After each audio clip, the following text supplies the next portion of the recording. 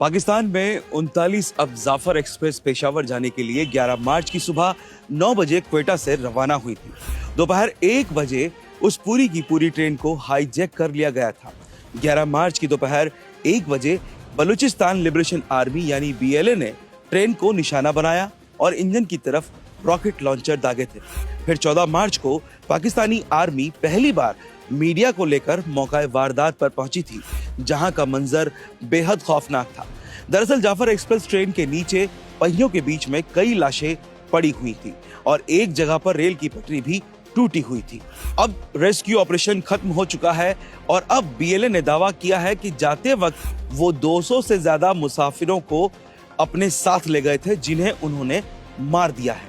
हालांकि अभी तक पाकिस्तानी फौज इस पर चुप्पी साधे हुए है, जबकि बीएलए के 33 लड़ाकों के मारे जाने की खबर पर भी बीएलए और सेना दोनों ही खामोश हैं। बीएलए से उस ट्रेन को रेस्क्यू कराने के बाद जो तस्वीरें सामने आई थी, उनमें इंजन से लेकर ट्रेन के सभी 9 डिब्बों की खिड़कियों के शीशे टूटे हुए थे, जिनमें से ज्यादातर शीशे गोलीबारी या फिर बीएलए के लड़ाकों ने तोड़ डाले थे।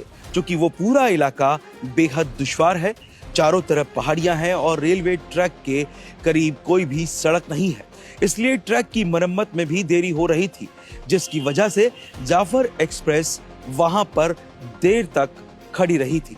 मरम्मत का काम पूरा होते ही ट्रेन को वहां से रवाना किया जाना था। ट्रेन के अलावा ट्रेन से दूर पहाड़ियों पर भी कई लाशें पड़ी हुई मिली हैं।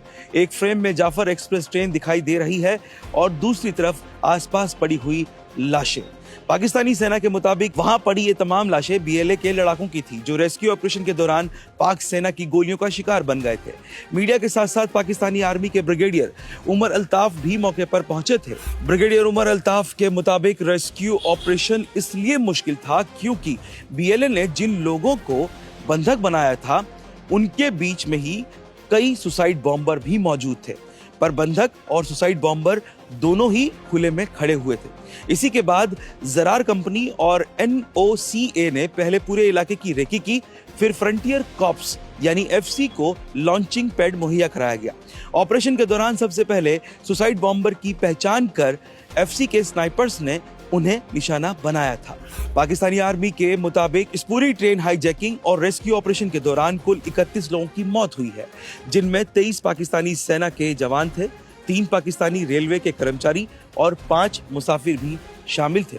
इसके अलावा मौके पर मौजूद बीएलए के 33 लड़ाकों को भी मार गिराने का दावा किया गया था।